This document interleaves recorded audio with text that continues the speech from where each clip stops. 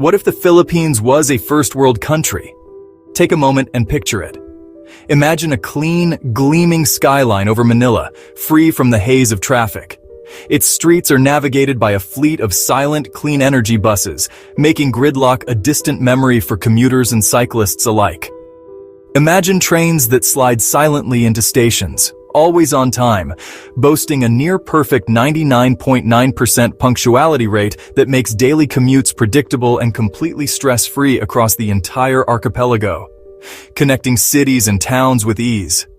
Think about schools where every child has a bright future and hospitals that are counted among the very best in all of Asia. They earn top international accreditations for specialized care and are home to research centers pioneering globally recognized medical treatments. See a country with strong banks, smooth and modern roads, and high incomes for its hardworking families. This may sound like a dream today, but it is a dream that was once within reach.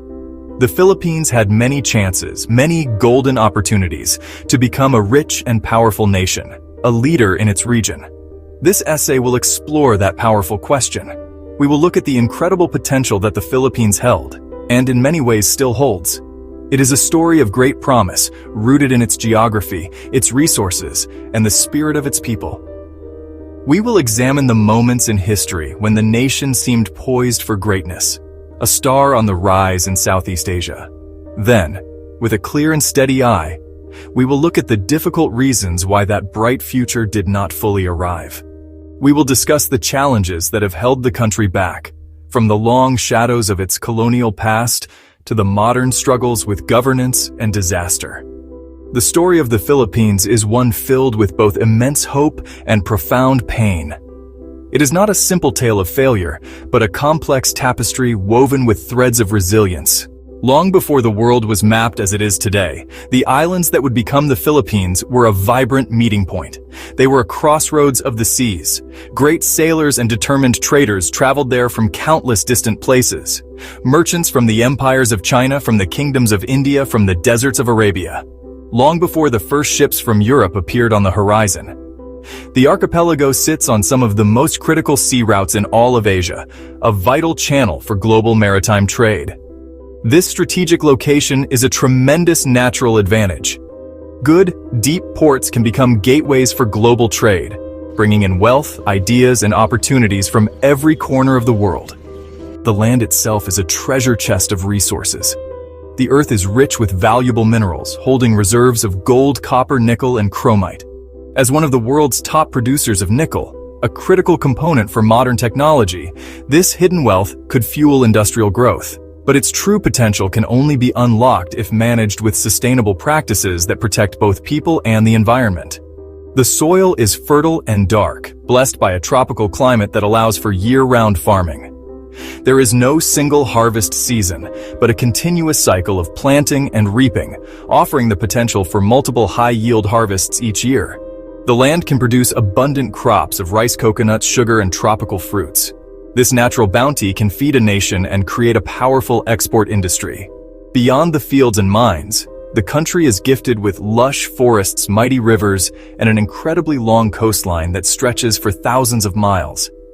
The seas around more than 7,000 islands are teeming with life, part of the world's most biodiverse marine ecosystem.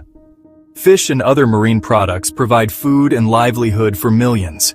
With careful management and community cooperation, this bounty can be sustained for generations. Rivers can be harnessed for clean energy. Protected forests can support biodiversity and sustainable industries. A nation's greatest resource is never what comes out of the ground. It is the character and skill of its people. The Filipino people are the country's other great strength, a wellspring of talent and resilience. Around the world, Filipinos are known for being highly skilled, remarkably clever, and incredibly hardworking. They possess a unique ability to adapt, learn, and thrive in new environments.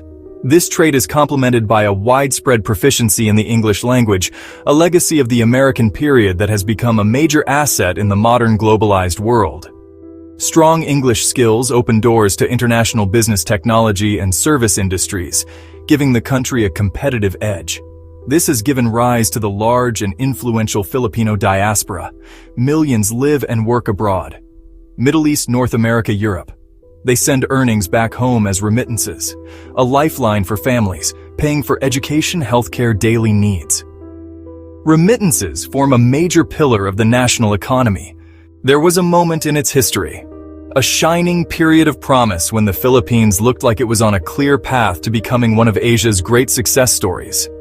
During the early and mid-20th century, especially under the American administration, the country made remarkable strides in building the foundations of a modern nation. A massive investment was made in public education, creating a widespread system of schools that reached even remote towns and villages.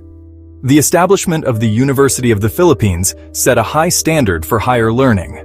This focus on education produced a generation of skilled and knowledgeable citizens ready to build and lead.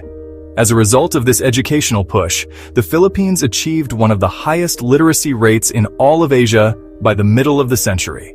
An educated populace is the bedrock of a thriving democracy and a dynamic economy. At the same time, the country was rapidly modernizing its physical infrastructure. A network of new roads, sturdy bridges, modern ports connecting the islands and facilitating the movement of goods and people like never before. Public health programs were also implemented on a large scale. Yet, despite this bright promise, the Philippines did not become a first-world country. The path to prosperity was blocked by a series of deep and persistent problems. Many of these problems have roots buried deep in the nation's history. The long period of Spanish colonization, more than 300 years, left a lasting and difficult legacy. This system, built on extraction, created a culture where personal connections often mattered more than formal rules, a pattern that would persist for centuries. Power and wealth were concentrated in the hands of a very small elite, Spanish officials and a few favored local families. This created a rigid social structure and a vast gap between rich and poor. A central part of this legacy was land. The Spanish introduced large haciendas granted to a select few.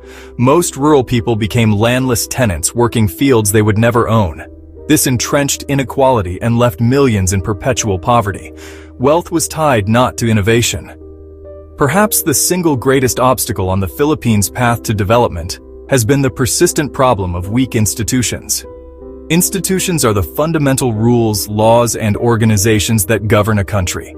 An honest police force, fair and independent courts, a government bureaucracy that works for the people. For a country to prosper, these institutions must be strong, predictable, and trustworthy. In the Philippines, however, many of these critical institutions have remained weak and unreliable for decades. For example, securing business permits can become a maze of bureaucratic red tape, and tax collection can feel arbitrary. This unpredictability erodes trust. Laws are often passed but not consistently enforced, creating a sense of uncertainty and injustice. This weakness makes it difficult for local investors and foreign investors to do business. When the rules of the game can change suddenly, or when legal contracts are not reliably honored, people become cautious about investing their money. This hesitation stifles job creation and slows economic growth, trapping the nation in a cycle of underachievement. Another major factor holding the Philippines back is the persistence of political dynasties. In many provinces, cities, towns, political power is not open to everyone. Instead, it is held by the same few families passed down from one generation to the next like a family inheritance. Fathers are replaced by their sons' wives, by their husbands, siblings trade positions among themselves. These dynasties use their long-held power to control local resources, government jobs, business opportunities, creating a closed system where outsiders and new leaders find it almost impossible to break in. These powerful families often have a strong interest in maintaining the status quo. They protect their own wealth and political influence, and they frequently block reforms that could empower ordinary citizens or create a more level playing field. This concentration of power in the hands of a few makes it very difficult to address long-standing issues like land inequality and a lack of economic opportunity. It keeps the gap between the rich and the poor wide. Remittances from overseas workers provide a crucial economic lifeline, but they come at a very high price. The phenomenon known as brain drain. Every year, many of the Philippines' most talented and highly skilled citizens leave the country for better opportunities abroad. Doctors, nurses, engineers, scientists, teachers. They take their expertise to countries where they can earn higher salaries and enjoy a better quality of life. While families benefit from the money they send home, the country's loss is significant. Adding another heavy layer of difficulty is the country's extreme vulnerability to natural disasters. The Philippines is located directly on the Pacific Ring of Fire. Frequent seismic activity, volcanic activity, earthquakes are a constant threat. Volcanic eruptions are a constant threat. The country lies in the heart of the typhoon belt. It's struck by an average of 20 typhoons every year. Some of these are among the most powerful storms on Earth. These disasters regularly destroy homes. They wipe out crops. They demolish critical infrastructure. The relentless cycle of destruction and recovery is a massive drain on the nation's resources and energy. Billions of pesos that could be invested in education, healthcare,